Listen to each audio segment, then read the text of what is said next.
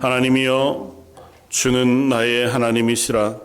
내가 간절히 주를 찾되 물이 없어 마르고 황폐한 땅에서 내 영혼이 주를 갈망하며 내 육체가 주를 앙모하나이다. 내가 주의 권능과 영광을 보기 위하여 이와 같이 성소에서 주를 바라보았나이다. 주의 인자심이 생명보다 나으므로 내 입술이 주를 찬양할 것이라. 아멘. 이 시간 날씨가 불순하지만 그 모든 것들 아랑곳하지 않고 하나님을 향하여 나아와 하나님께 저의 두 눈을 둡니다. 하나님을 향하여 올려드리는 저의 찬양과 예배를 받아 주옵소서. 하나님을 향하여 드리는 이 고백 가운데 임하여 주셔서 저의 눈이, 저의 마음이 하나님의 말씀을 품고 듣고 깨달아 이 땅 가운데 하나님의 사람으로 서게 하여 주옵소서. 하나님 앞에 고백하여 드리는 모든 기도에 응답해 주시되 특별히 이 시간 성령의 충만한 것으로 임하셔서 임마누엘의 그 예수 그리스도의 구원의 놀라운 은총이 고백되고 경험되는 예배가 되게 하여 주옵소서. 오늘 말씀 예수님 이름으로 기도드립니다. 아멘. 전능하사 천지를 만드신 하나님 아버지를 내가 믿사오며 그 외아들 우리 주 예수 그리스도를 믿사오니 이는 성령으로 잉태하사 동정녀 마리아에게 나시고 본디오 빌라도에게 고난을 받으사 십자가에 못 박혀 죽으시고 장사한 지 사흘 만에 죽은 자 가운데서 다시 살아나시며 하늘에 오르사 전능하신 하나님 우편에 앉아 계시다가 저희로서 산 자와 죽은 자를 심판하러 오시리라. 성령을 믿사오며 거룩한 공회와 성도가 서로 교통하는 것과 죄를 사하여 주시는 것과 몸이 다시 사는 것과 영원히 사는 것을 믿사옵나이다. 아멘. 찬송가 104장을 함께 찬양하시겠습니다.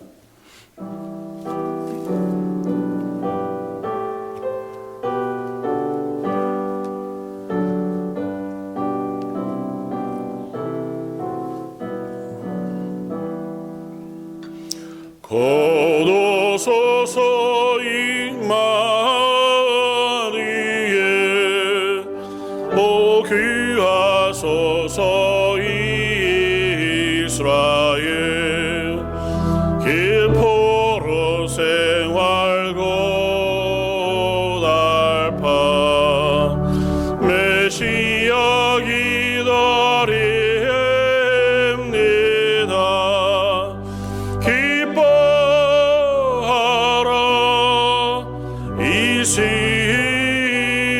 이스라엘 고도시리오 임마누엘 거두소서 이예수 온 만물 질서 주시고 참 진리의 길 보사 갈 길을 인도하소서. 기뻐하라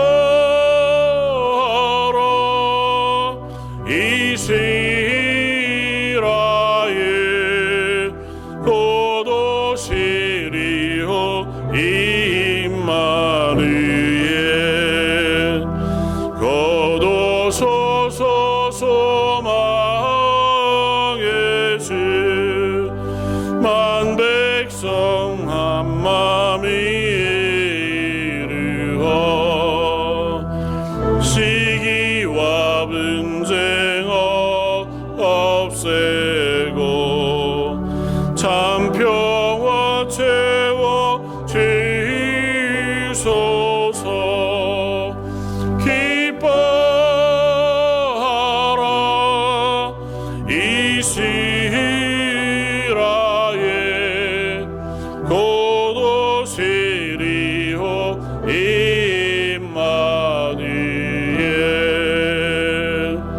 아멘.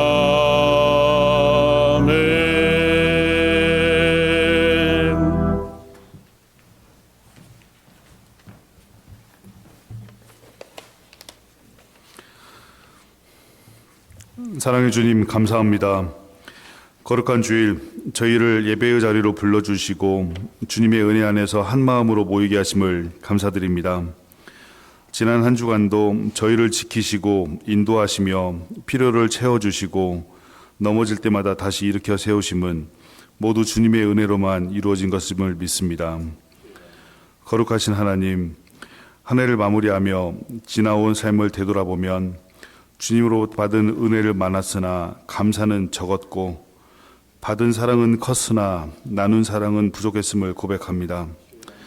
교회 안에서는 주님을 사랑한다고 고백하지만 삶의 자리에서는 이웃을 사랑하기보다 자기 유익을 먼저 생각하며 살았음을 용서하여 주시고 이 예배를 통해 찢긴 심령마다 성령의 위로가 회복이 임하기를 기도합니다.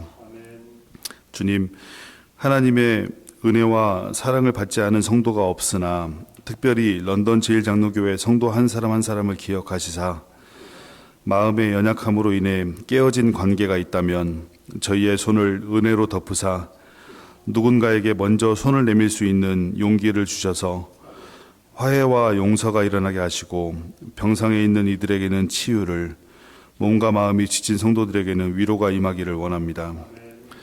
특별히 간구하기로는 주님의 귀한 사역자로 부름받은 김요한 목사님과 김경민 사모님의 육신의 건강도 허락하시고 성령의 능력과 지혜를 더하셔서 말씀을 전할 때마다 낙심한 성도를 위로하고 방황하는 이들에게는 길을 찾게 하시고 심신이 연약한 중에 있는 성도들에게는 새 힘이 주어지기를 기도합니다.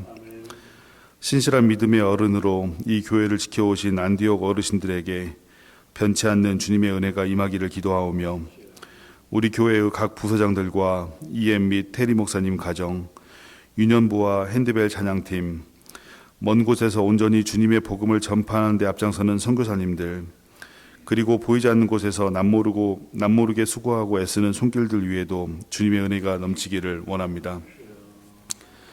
지금까지 인도하신 하나님, 앞으로도 런던 제1장로교회가 하나님의 선하신 뜻을 앞장서서 이루어가는 교회가 되기를 원합니다.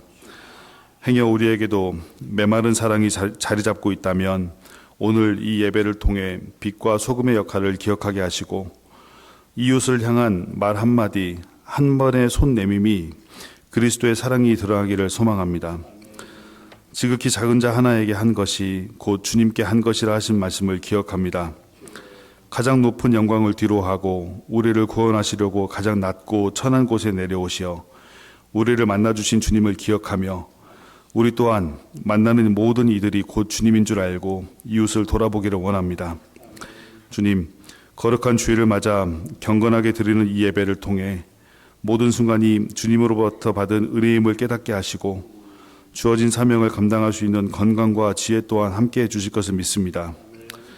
부족한 입술로 다하지 못한 기도 또한 하나님의 무궁하신 사랑으로 헤아려 주실 줄을 믿으며 십자가에 못 박혀 죽으시면서까지 보여주셨던 그 사랑을 우리도 세상에 전하기를 원하며 이 모든 말씀 살아계셔서 우리와 함께 하시는 예수님의 이름으로 간절히 기도드립니다. 아멘.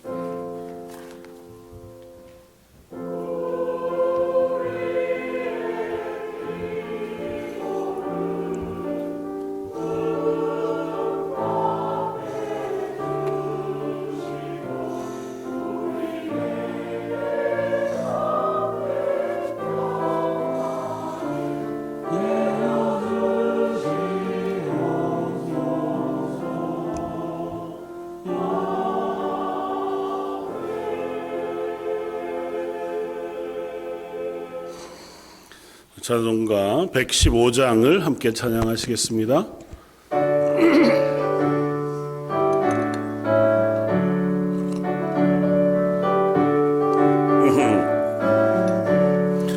기쁘다게 죄하셨네 만 백성 맞으라 온 교회여 다 일어나 다 찬양하여라 다 찬양하여라 다 찬양 찬양하여라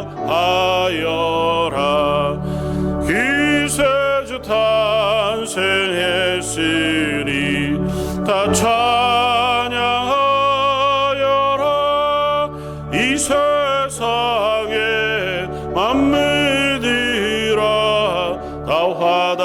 화답하여라 다 화답하여라 다 화답하여라 온 세상 죄를 사하려 주 예수 오셨네 죄와 슬픔 몰아내고 다 구원하시네 다 구원하시네 다 구원하시네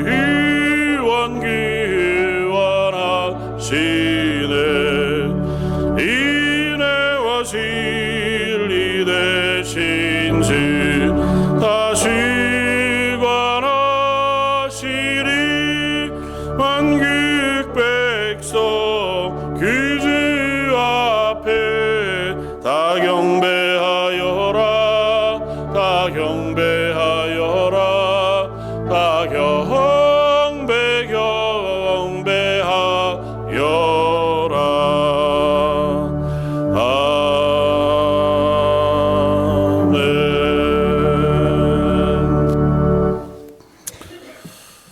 하늘 보좌를 버리시고 이 땅에 어린 아기의 몸으로 오셔서 우리의 죄를 지시고 우리의 구주가 되신 예수님을 기억하며 기다리며 소망하는 성탄의 계절입니다. 하나님 이 시간 저희들의 고백과 찬양을 받아주시길 원합니다. 입술로 드리는 고백과 찬양과 예배이지만 저희 마음 깊은 곳에 하나님의 은혜의 풍성한 것들로 부어 받아주셔서 저의 삶이 하나님께 드려지는 예배가 되게 해주시고 우리의 삶의 고백이 하나님 기뻐하시는 찬양이 되게 하여 주옵소서. 특별히 예배 자리에 나오며 하나님 허락하신 것의 일부를 예물로 드립니다. 주정원금 10의 1조 또 감사의 물과 선교의 물로 아버지 하나님 앞에 제목을 담아 마음을 담아 예물을 드립니다. 하나님 이 고백 속에 우리의 삶에 일용할 것을 채우시고 우리의 삶에 필요한 모든 것을 채우시는 하나님을 향한 믿음의 고백을 담아드립니다.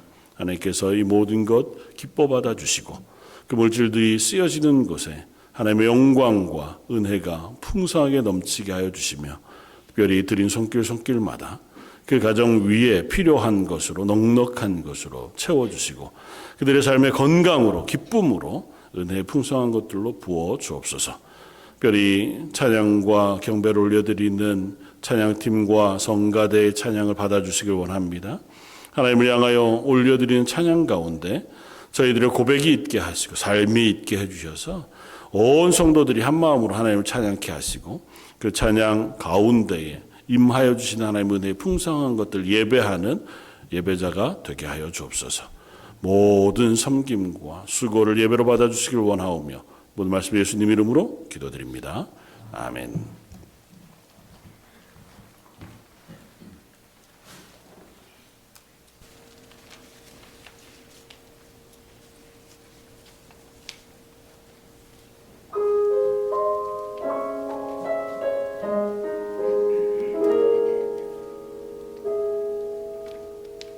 저들의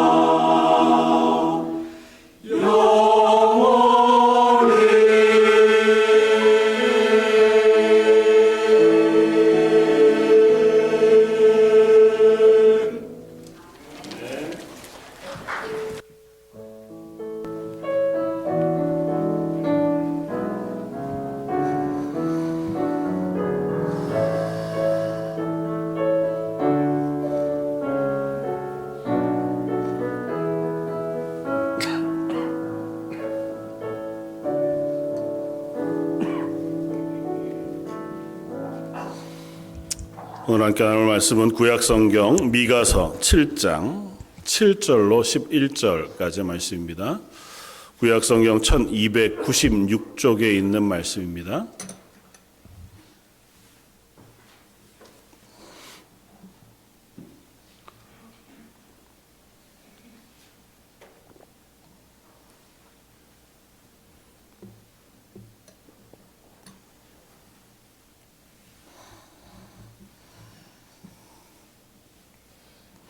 구약성경 미가서 7장 7절로 11절까지 우리 차였으면 한 목소리 같이 한번 봉독하겠습니다. 오직 나는 여호와를 우러러 보며 나를 구원하시는 하나님을 바라보나니 나의 하나님이 나에게 귀를 기울이시리로다. 나의 대적이여 나로 말미암아 기뻐하지 말지어다. 나는 엎드러질지라도 일어날 것이요 어두운 데에 앉을지라도 여호와께서 나의 빛이 되실 것이미로다. 내가 여호와께 범죄하였으니 그의 진노를 당하려니와 마침내 주께서 나를 위하여 논쟁하시고 심판하시며 주께서 나를 인도하사 광명에 이르게 하시리니 내가 그의 공의를 보리로다. 나의 대적이 이것을 보고 부끄러워하리니 그는 전에 내게 말하기를 내 하나님 여호와가 어디 있느냐 하던 자라. 그가 거리에 진흙같이 밟히리니 그것을 내가 보리로다. 내 성벽을 건축하는 날 곧 그날에는 지경이 넓혀질 것이라. 아멘. 할렐루야.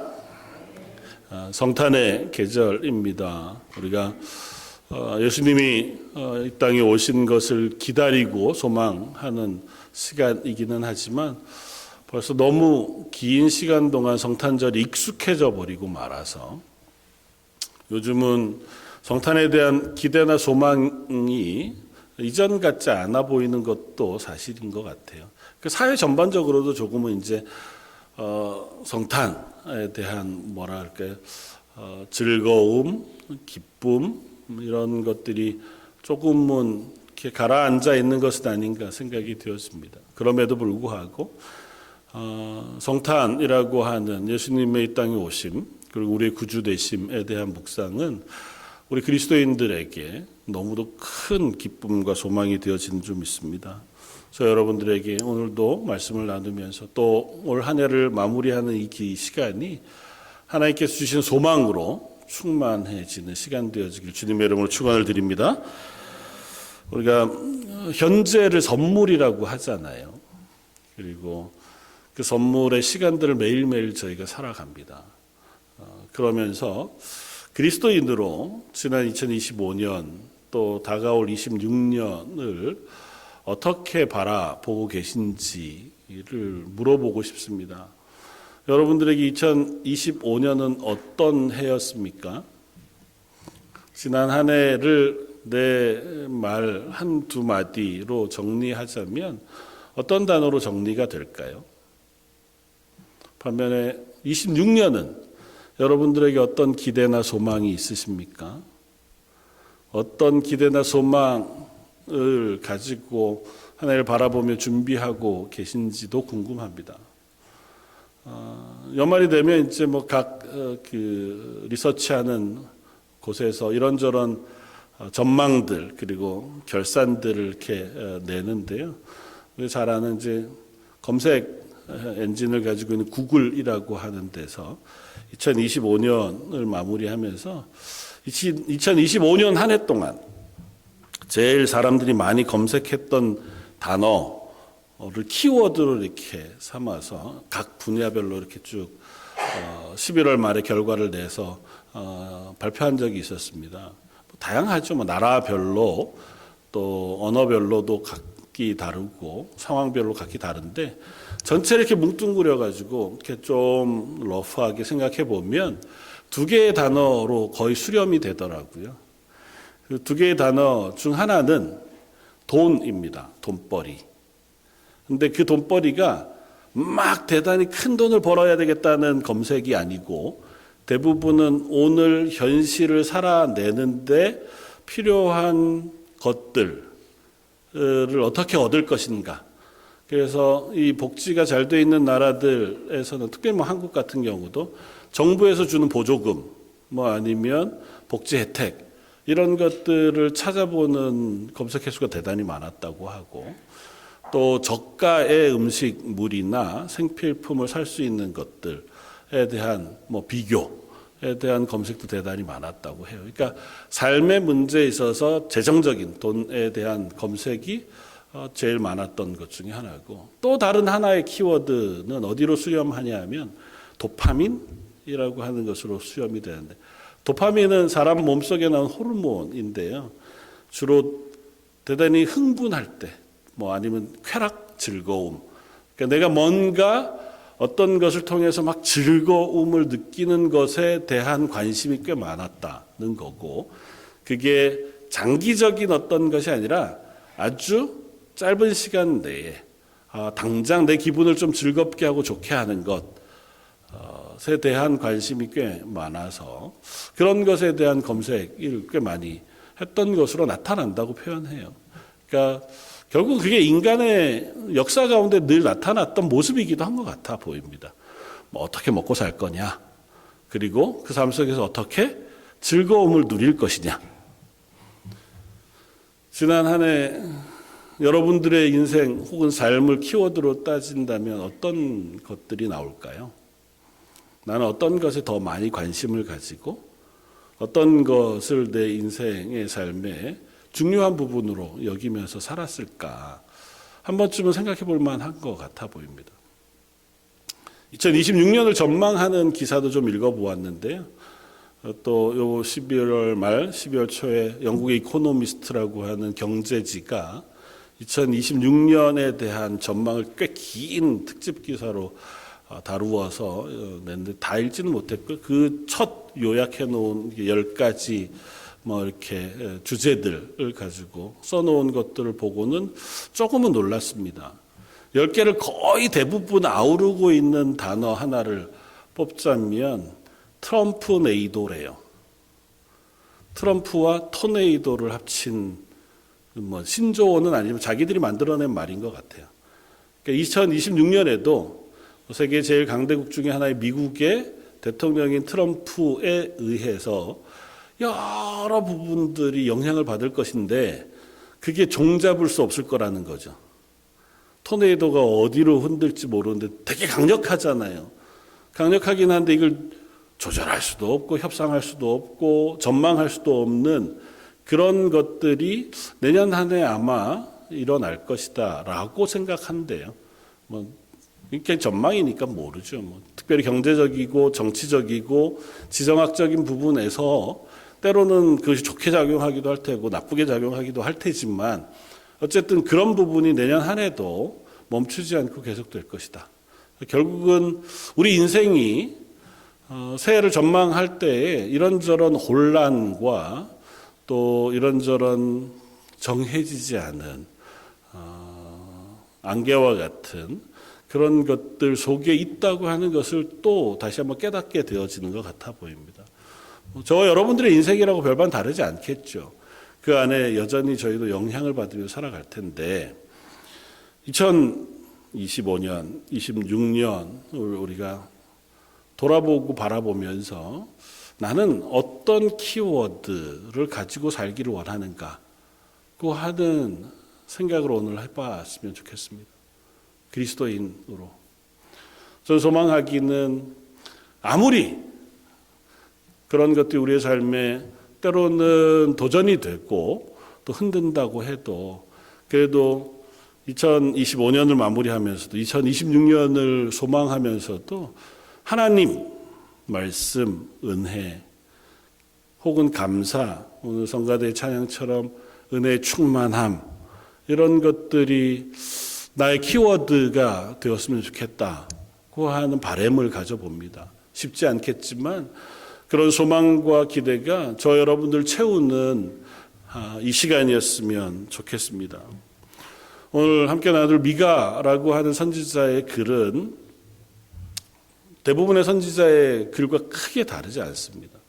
그럼에도 불구하고 오늘 이 7장 7절 이하의 말씀은 제가 참 많이 좋아하기도 하고 또 때로는 제가 신방 때나 혹은 설교 때 종종 인용해서 쓰기도 하는 말씀이기도 한데요. 미가 선지자는 남쪽 유다의 선지자였고 동시대에 함께 선지자 활동했던 대표적인 사람은 이사야 선지자입니다. 그리고 같은 시대에 북이스라엘에서 선지자 활동했던 사람은 호세아 그리고 아모스라고 하는 선지자가 거의 비슷한 시기에 선지자 활동을 했습니다. 미가서 1장 1절을 보면 미가라고 하는 선지자가 선지자 활동하던 시기에 남쪽 유다의 왕들의 이름을 쓰는데 요담부터 아하스, 히스기야까지 이 세 왕을 거쳐가면서 선지자로서의 활동을 하는데 세 왕의 총 임기를 따져보면 3, 4년 정도가 돼요. 그러니까 그 기간 내도록 선지자 활동한 것 같지는 않고 아마 요담 때부터 시작해서 히스기야 초기까지 한 40여 년 정도 아마 선지자 활동을 했겠다. 보통은 그렇게 이해합니다. 그러니까 그런 시대적인 특징을 우리가 기억할 필요가 있는데요. 어떻게 보면 성경에서 가장 대표적인 선지자가 많이 활동하던 시기가 이 시기였습니다. 금방 얘기했던 것처럼 성경을 쓰고 있는 선지자만 해도 4명이잖아요. 그리고 그 선지자들이 활동 시기가 남북으로 인하여 공히 겹쳐지고 있다고 하는 것은 하나님께서 이 시기에 하고자 하시는 말씀이 너무도 명확하다고 하는 사실을 우리가 볼 수 있습니다. 시기적으로 따지면 북이스라엘은 여로보암 2세, 남쪽 유다는 우시야라고 하는 왕의 치세가 끝난 시점이에요.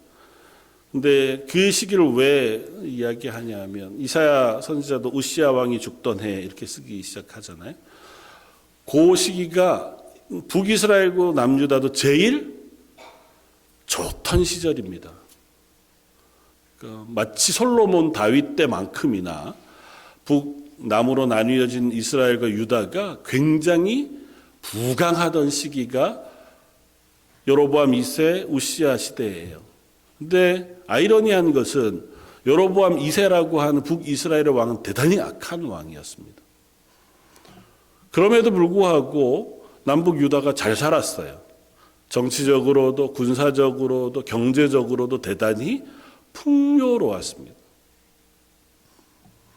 그러다 보니까 남유다도 북이스라엘도 하나님 앞에서 왔다 갔다 했습니다. 특별히 북이스라엘은 이 시기를 마지막으로 해서 완전히 멸망으로 그냥 급하게 치달아 가니까 북이스라엘은 말할 것도 없고 남쪽 유다는 우시야 또 요담, 히스기야라고 하는 하나님 앞에 신실한 왕들이 중간중간에 있음에도 불구하고 아하스 혹은 므낫세와 같이 아주 악한 왕들에 의해서 남쪽 유다 역시 죄악 가운데 멸망을 향해서 치달아가던 시기이기도 했습니다. 그 시대에 선지자 미가를 통해서 하나님께서 말씀하시고 또 미가뿐만 아니라 다른 선지자를 통해서 거의 동일한 말씀을 선포해 주셔요. 왜냐하면 하나님은 그 순간에도 이스라엘을 향하신 시선을 거두지 않고 계시기 때문에 그렇습니다. 남북 이스라엘이 다 어떤 때는 예배를 잘 드리는 것 같아요. 막 종교를 회복하고 또 신앙을 회복하고 예배를 회복하고 이런 때도 있고 그러다가도 어느 순간 우상 섬기는데 되게 또 열심히 돼요. 그러니까 겉에서 보면 좋았다 나빴다 좋았다 나빴다를 반복하는 것 같은 시기이지만 하나님 그들 가운데 그들의 불신앙을 보시고 그들이 하나님을 떠나가고 있는 상황을 보시면서 그들을 경고하시고 심판을 예고하십니다. 그래서 선지자 4사람의 선지자의 말을 보면 거의 비슷해요. 미가 선지자는 3개의 설교 형식으로 이루어져 있는데 오늘 7장 말씀 6장부터 7장까지 1, 2, 3장, 4장, 5장 이렇게 나뉘어진 말씀은 앞쪽에는 이스라엘의 죄를 지적합니다. 그리고 하나님의 심판을 선포해요. 그리고 뒤쪽에는 그럼에도 불구하고 하나님 그들을 회복하실 것에 대한 소망을 이야기합니다. 또 이 이야기는 이사야 선지자도 그랬고 다른 선지자도 동일하게 그렇게 하거든요. 하나님 그렇게 얘기하시는 말씀을 통해서 이스라엘에게 하고 싶으신 말씀이 있습니다. 그리고 그 말씀을 저와 여러분들에게도 하기를 원하시는 줄 압니다. 오늘 그 말씀을 한번 따라가 보려고 해요. 첫 번째는 곤란한 시기에 우리의 시선은 하나님을 떠날 때가 많다는 것입니다. 물론 혼란한 시기가 아니어도 그렇지만 특별히 지금 이 미가 선지자가 닥치고 있던 이 세계 정세는 막 우후죽순으로 아람이란 나라가 힘을 발휘했다가 아수르란 나라가 힘을 발휘해 큰 제국이 되면서 아람을 물리치니까 이스라엘은 조금 도움이 됐다가 아수르에서 공격을 받았다가 나중에 바벨론이라는 나라에서 완전히 멸망하는 것처럼 세계 정세에 계속해서 영향을 받습니다. 어떻게 해야 할지 모르겠는 거예요. 어느 편에 서야 될지 좋을지 어떻게 해야 우리의 삶을 잘 살아가야 될지 이게 불명확해 보이는 때 그들은 그 정세와 상황에다가 눈을 두기 시작합니다. 그러다 정작 하나님을 잊어버려요. 오늘 본문이 시작한 6장 1절은 이렇게 시작합니다. 너희는 여호와의 말씀을 들을지어다. 너는 일어나 산을 향하여 변론하여 작은 산들이 내 목소리를 듣게 하라 하셨으니 너희 산들과 땅의 견고한 지대들아 너희는 여호와의 변론을 들으라. 여호와께서 자기 백성과 변론하시며 이스라엘과 변론하실 것이라. 이르시기를 내 백성아 내가 무엇을 내게 행하였으며 무슨 일로 너를 괴롭게 하였느냐 너는 내게 증언하라. 무슨 말씀이냐 하면 하나님의 심판대 앞으로 이스라엘을 불러내시는 거예요. 야, 하나님의 법정 앞에 한번 서서 얘기해보자. 니네 할 말 있으면 나한테 좀 해봐라. 너희 주변에 있는 모든 증거들을 다 모아서 내 앞에 너희가 하고 싶은 말을 해보아라. 내가 그걸 한번 들어볼게. 그리고 나도 너에게 물을 것이 있다. 이스라엘 백성은 이 정세 속에 여러 가지 얘기들을 할 수 있죠. 우리는 예배를 잘 드리고 있습니다. 그리고 우리는 하나님이 왜 우리를 안 도우시는지 잘 모르겠습니다. 우리가 어려울 땐 좀 도와주시고 다른 나라의 공격을 받으면 우리를 보호해 주셔야 할 하나님이 왜 침묵하시는지 모르겠습니다. 우리가 뭘 그렇게 잘못했습니까? 하나님이 그들 앞에 심판대 앞에 놓으시고 묻습니다. 내 백성아 내가 무엇을 너희에게 행하였으며 무슨 일로 너를 괴롭게 했는지 너는 증언해라. 그래도 할 말이 있니? 너는 과연 나한테 어떤 말을 하고 싶으냐고 묻습니다. 하나님 저와 여러분들 하나님의 심판대 앞에 부르세요. 만약에 나중에 죽어서 하나님의 마지막 날 심판대 앞에 서는 것 말고 매일매일 삶의 순간에 혹은 예배의 자리에서 하나님 우리를 심판대 앞에 부르시고 묻습니다. 예, 너 나한테 할 말 있니? 나도 너한테 질문할 게 있다. 너는 어떻게 살았니? 너의 지난 일주일은 어떤 삶을 살았니? 라고 물으시면 우리 뭐라고 대답할 수 있을까요? 이스라엘은 어쩌면 그랬습니다. 저희가 제사를 한 번도 멈춘 적이 없었습니다. 실제로 그랬죠. 마지막 사사였던 사무엘부터 마지막 유다왕 시드기야에 이르기까지 이스라엘 가운데 성전이 없었던 적은 없습니다. 성전이 세워졌고 그 안에서 예배가 늘 드려졌습니다. 물론 때로 소홀할 때도 있었죠. 그럼에도 불구하고 그들이 생각하기에 하나님을 향한 예배가 멈춘 적은 없었어요. 절기 때가 되면 모두는 아니어도 하나님 앞에 나아가서 제사 드리는 사람들이 늘 예루살렘을 향해 갔습니다. 역사적 기록을 보면 꽤 많은 시기에는 절기 때에 드려지는 제물의 피가 강처럼 흘렀다고 표현될 만큼 그들은 저희는 예배를 열심히 드렸는데요 라고 얘기할 만해요. 하나님 뭐라고 물으신다고요? 그래서 너희들의 삶은 그 시간 나를 기억하고 있었느냐고 물으세요. 예배는 한다만 너희들의 삶에서 내가 너희들을 바라보고 있다는 사실을 너희는 기억했니?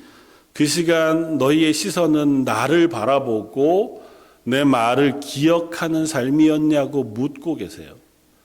6장 10절 이하에 하나님은 이스라엘 백성을 향하여 선지자의 입술을 통하여 이렇게 말씀하십니다. 악인의 집에 아직도 불의한 재물이 있느냐? 축소시킨 가증한 에바가 있느냐? 내가 만일 부정한 저울을 썼거나 주머니에 거짓 저울추를 두었으면 깨끗하겠느냐? 그 부자들은 강포가 가득하였고 그 주민들은 거짓을 말하니 그 혀가 입에서 거짓되도다 하고 말씀하세요. 하나님이 너희의 삶을 한번 살펴보자. 야, 너희가 내 앞에 나를 기억하는 삶을 살았다고 얘기한다. 근데 정작 한번 물어보자.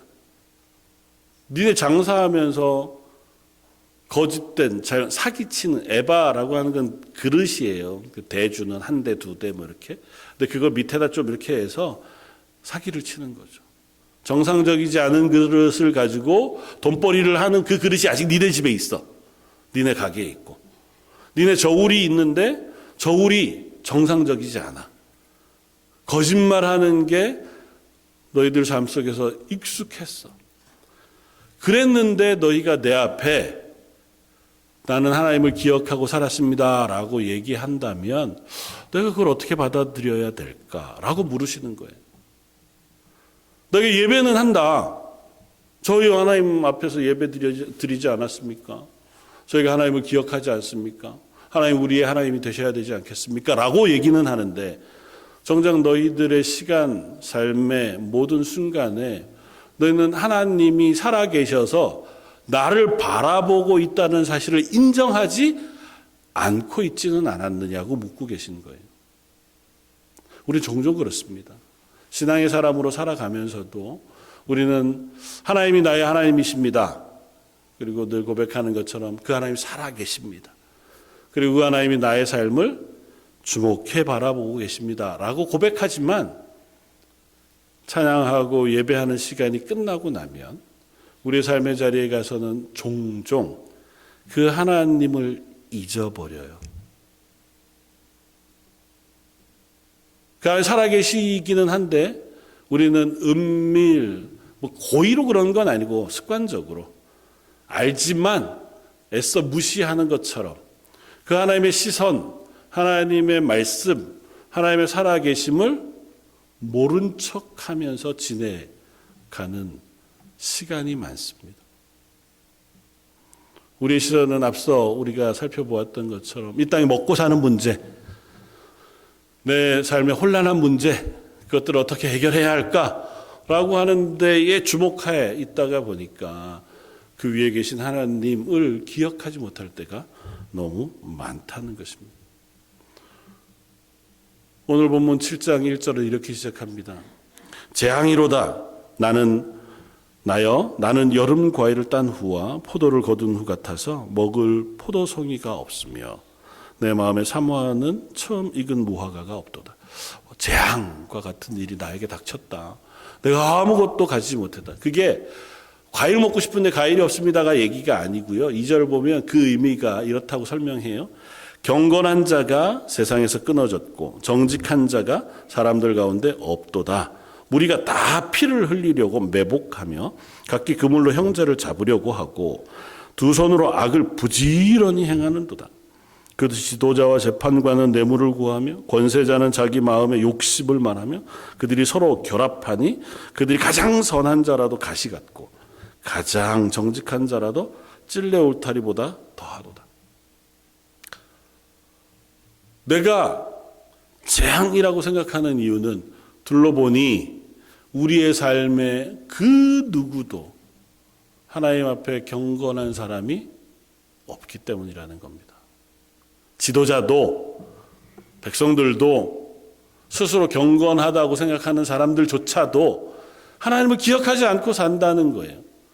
악을 행하는데 빠르고 두 손으로 부지런히 악을 행한다고요. 하나님 없이 살아가는 것이 너무 익숙해 보이는 이 상황을 보니 선지자의 마음이 안타깝다는 겁니다. 아, 이게 재앙이구나. 하나님이 우리를 지금 당장 하나님 법정에 세우시면 우리는 당장 그 심판에 멸망하고 말겠구나라고 하는 게 선지자의 고백인 거죠. 사랑하는 성도 여러분, 저희는 오래 참으시는 하나님에게 너무 익숙해요. 그러다가 보니까 매일매일마다 내 삶이 하나님의 심판대 앞에 서 있다는 사실을 놓칠 때가 많습니다. 하나님이 나를 주목해 바라보고 계시다고 하는 그 사실을 우리가 잊을 때가 있습니다.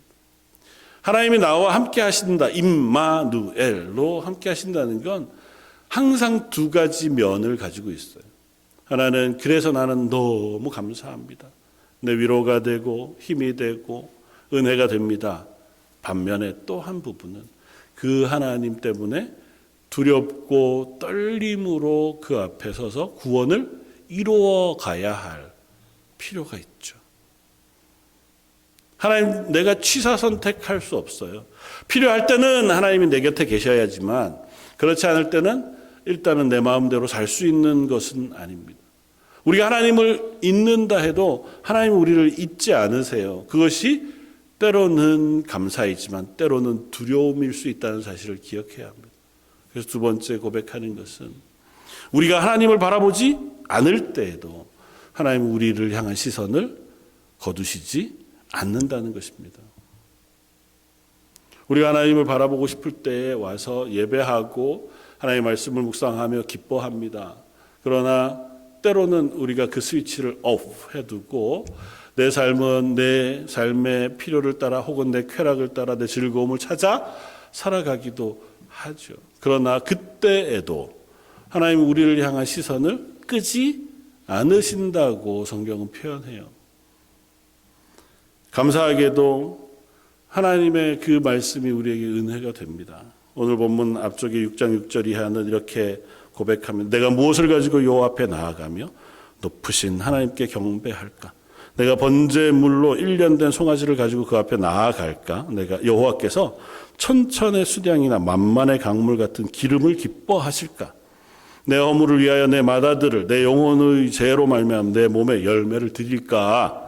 사람아, 주께서 선한 것이 무엇임을 내게 보이셨나니 여호와께서 내게 구하는 것은 오직 정의를 행하며 인자를 사랑하며 겸손하게 내 하나님과 함께 행하는 것이 아니냐. 우린 생각해요. 아, 내가 잘못했으니까 이번 주에는 예배 드릴 때 어떤 것들을 하나님께 가지고 가야 할까? 참 회개하고 하나님 앞에 이젠 잘하겠습니다. 섬김을 가지고 나가면 하나님이 날 용서하시고 좋아하실까? 내가 이제 올 한 해는 좀 못 살았으니 내년도에는 내가 좀 더 잘 살면 하나님 기뻐하시겠지? 라고 하는 우리의 재물, 심지어 여기 맏아들, 내 죄 허물로 인하여 내 맏아들을 이라도 기꺼이 아끼지 않고 내가 하나님 앞에 드리는 고백을 하면 하나님 좋아하실까? 하나님 뭐라고 대답하세요? 예, 그게 아니고 난 네 삶이 내 앞에 있었으면 좋겠다고 말씀하시는 거예요. 너가 정직했으면 좋겠고 네가 다른 사람에게 선했으면 좋겠다. 겸손했으면 좋겠고 다른 사람을 사랑했으면 좋겠다. 그게 다 뭐냐 하면 우리의 성품이 좋아하신다는 게 아니고요. 하나님이 나를 주목해 바라보고 있다는 사실을 인정하는 거예요. 그러니까 우리가 겸손할 수밖에 없죠. 하나님이 나를 바라보고 계신데 우리가 이웃에게 어떻게 함부로 해요? 하나님 두 눈을 시퍼렇게 뜨고 계시면 그 앞에서라도 잘하는 척은 해야 하잖아요. 그러니까 욕하지 않고 좋은 말 하고 거짓말 하려다가 하나님 보고 계시니까 아이고야 어쩔 수 없겠다. 그래서 정직히 행하고 적어도 우리는 하나님이 나를 바라보고 계시다는 것을 알면 그 앞에서 내 삶을 조심하고 할 수 있다고요. 하나님 더 이상 바라지 않으세요? 그걸 네가 인정하면 좋겠다는 거예요. 야, 주일날 예배 시간에만 와서 그러지 말고 네가 살아가는 매 삶의 순간이 그랬으면 좋겠다라고 말씀하시는 거예요. 하나님 속지 않으신다고요. 우리가 아무리 하나님을 피해 도망한다 할지라도 하나님은 그것으로부터 숨어지지 않는다고요. 그건 또 다른 한편에서는 놀라운 은혜의 말씀이기도 해요. 그게 경고이기만 한 것이 아니고 이사야 선지자를 통해서 하나님 말씀하시잖아요. 이사야 49장 15절에 여인이 어찌 그 젖 먹는 자식을 잊겠으며 자기 태에서 난 아들을 긍휼히 여기지 않겠느냐. 그들은 혹시 잊을지라도 나는 너를 잊지 아니할 것이라. 내가 너를 내 손바닥에 새겼고 너의 성벽이 항상 내 앞에 있나니 말씀하세요. 우리가 하나님이 나를 주목해 바라보신다는 것이 두려움의 이유이기 전에 은혜의 선언이라는 사실을 깨닫게 됩니다. 하나님, 내가 죄악 가운데 있을 때에도 나를 향한 시선을 거두지 않으세요? 하나님, 내가 실패하고 있을 때에도 하나님 나를 향한 눈길을 포기치 않으십니다. 왜 이 시기에 선지자들이 이렇게 집중됐을까요? 하나님, 선지자를 통해서 이스라엘에게 왜 이와 같이 많은 말씀들을 하실까요? 늘 우리가 확인하지만 니네 이러다가 죽어 멸망의 선포만 하시는 게 아니고 그러니 제발 어떻게 해요? 살 수 있는 자리로 와 라고 말씀하시는 거예요.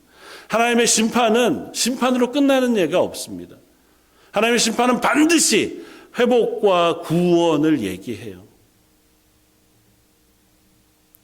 동시대의 선지자인 이사야 선지자를 통해서 똑같이 말씀하셨지만 하나님은 이 실패의 끝이 이스라엘이란 나라가 없어지고 멸망하는 것으로 끝나지 않고 그들을 회복시켜 다시 하나님 앞에 세우시고 그것도 부족하여 하나님의 아들이신 예수 그리스도를 임마누엘로 이 땅에 보내셔서 우리를 하나님의 나라로 완전하게 회복하시는 그 말씀까지를 해주고 계시다고요. 그 하나님이 우리를 지금도 주목해 바라보시는 하나님이시라는 사실을 잊지 않았으면 좋겠습니다. 그것이 우리에게 용기가 되고 위로가 되고 소망이 되었으면 좋겠습니다. 아울러 그 말씀이 우리에게 또한 경고가 되어지기도 하면 좋겠습니다. 오늘 저희가 읽었던 7절, 8절, 9절 말씀은 이렇게 들려줍니다. 나의 대적이여 나로 말미암아 기뻐하지 말지어다. 나는 엎드러질지라도 일어날 것이요 어두운 데 앉을지라도 여호와께서 나의 빛이 되실 것이미로다. 내가 여호와께 범죄하였으니 그의 진노를 당하려니와 마침내 주께서 나를 위하여 논쟁하시고 심판하시며 주께서 나를 인도하사 광명에 이르게 하시리니 내가 그의 공의를 보리로다. 알아, 내가 넘어질만 하고 하나님 심판 때문에 하나님 징계를 받을만 하지만 하나님 나를 그 자리에 두시지 않을 것임을 나는 안다고요. 사도성도 여러분, 저와 여러분들에게 그 하나님이 여전히 말씀하고 계신 줄 믿습니다. 그래서 마지막으로 고백하고 싶은 것은 우리가 우리의 시선을 하나님께 둘 때 우리는 비로소 소망 가운데 설 수 있다는 것입니다. 우리의 소망이 하나님이시라는 표현은 다른 게 아닙니다. 이 하나님을 아는 거예요. 그리고 그 하나님을 바라보는 것입니다. 시편의 숱하게 다윗이 하나님을 향하여 말합니다. 내가 주를 향하여 내 눈을 듭니다. 내가 하나님을 바라봅니다. 내가 하나님을 앙망합니다. 그가 힘 있을 때, 그가 괴로울 때, 그가 고난 가운데 있을 때, 그가 도망당할 때, 그가 원수들에게 쫓겨서 죽을 위협에 있을 때에도 그의 결론은 항상 어디로 가냐면 그래서 제가 내 눈을 하나님께 둡니다. 내가 하나님을 바라봅니다. 나의 힘이신 여호와여, 나의 성이신 하나님이요. 저 여러분들의 시선도 하나님을 향할 수 있기를 주님의 이름으로 축원을 드립니다. 우리가 하나님을 바라보면 하나님이 얼마나 크고 선하신지를 우리에게 비춰 주실 줄 믿습니다. 이것을 믿음이라고 표현해요. 그 하나님을 볼 수 있는 것을 믿음이라고 하고, 그 하나님 앞에 나갈 수 있는 것을 믿음이라고 하고, 그 하나님을 바라보기 때문에 그 말씀에 순종하는 것을 믿음이라고 성경은 씁니다. 저 여러분들은 그렇게 믿음의 사람으로 하나님 부르신 줄 믿습니다. 오늘 7절 8절을 다시 한번 보겠습니다. 같이 한번 봉독하면 좋겠습니다. 7절 8절 두 절만 시작. 오직 나는 여호와를 우러러보며 나를 구원하시는 하나님을 바라보나니 나의 하나님이 나에게 귀를 기울이시리로다. 나의 대적이여 나로 말미암아 기뻐하지 말지어다. 나는 엎드러질지라도 일어날 것이요 어두운 데 앉을지라도 여호와께서 나의 빛이 되실 것이미로다. 아멘. 이게 미가 선지자의 고백이자 우리를 향하신 하나님의 선언이기도 한 줄 믿습니다. 내가 하나님을 향해 부르짖겠습니다. 내 눈을 하나님께로 향하겠습니다. 그러면 비로소 내 속에 소망이 생겨요. 지금 상황은 어둡습니다. 뭐 그게 내 죄 때문일 수도 있고 혼란한 상황 때문일 수도 있습니다. 나는 원치 않은 그런 어려움일 수도 있을지 몰라요. 원수들이, 날 싫어하는 사람들이 날 보고 잘 됐다, 뭐 혼자 신앙 있는 척 다 하더니 네 꼴을 보니까 야 결국은 네가 얘기한 게 다 거짓말이잖아. 누군가가 나를 향해서 비난하고 또 그것 때문에 내가 마음이 상할 수도 있죠. 그때의 그 말과 상황이나 삶을 바라보는 것이 아니라 나의 하나님이신 그 하나님을 바라보면 우리는 이렇게 고백할 수 있다는 거죠. 나는 엎드려질 수 있어. 인간이니까요. 내가 넘어질 수 있고 실패할 수 있어. 그러다 하나님은 나를 거기에 내버려 두시지 않고 일으켜 세우시는 분이심을 내가 안다는 거죠. 내가 어두운데 혼자 슬퍼 울 수도 있고 좌절할 수도 있어. 하나님 결코 나를 어두운 데만 두시지 않고 찾아오셔서 내게 빛이 되어 주실 것이다 라고 고백할 수 있다는 거죠. 이 고백이 저와 여러분들의 고백이었으면 좋겠습니다. 빛 대신 예수님께서 지난주에 우리가 살펴보았던 요한복음 1장 말씀처럼 그 빛이 비추었으나 자기 백성은 그 빛을 알지 못했다고요. 예수님께서 직접 빛이 되셔서 죄 가운데 거하는 우리에게 찾아오셨어요.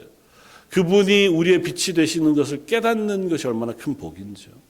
이 성탄의 때에 예수님이 이 땅에 오신 것을 기뻐할 수 있는 것이 얼마나 큰 은혜인지 모릅니다.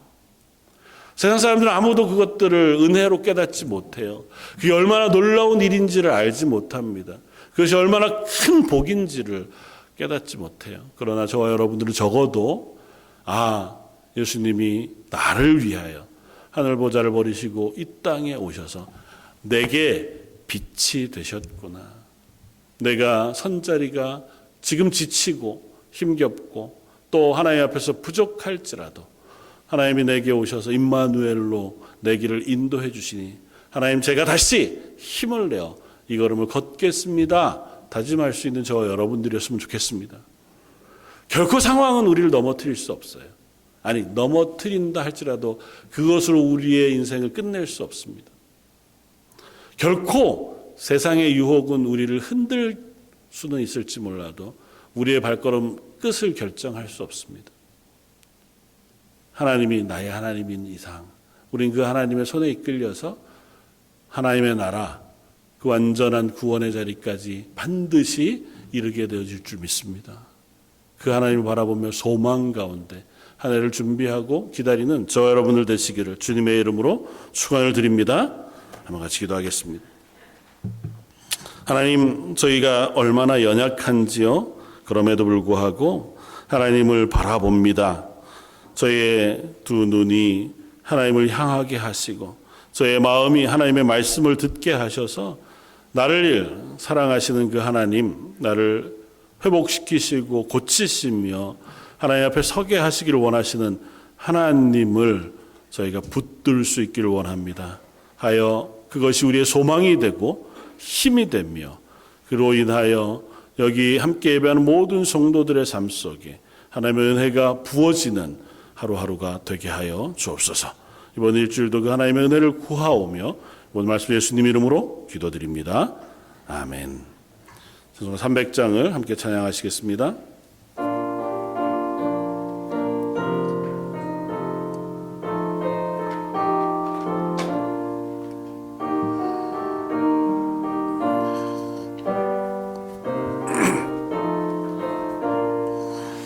내 맘이 낙심되며 근심에 눌릴 때 주께서 내게 오사 위로해 주시네. 가는 길 캄캄하고 괴로움 많으나 주께서 함께하며 내 힘을 주시네. 그네가 내게 족하네. 그네가 족하네. 이 괴로운 세상 지날 때 그네가 족하네. 희망이 사라지고 친구날 버릴 때 주 내게 속삭이며 새 희망 주시네.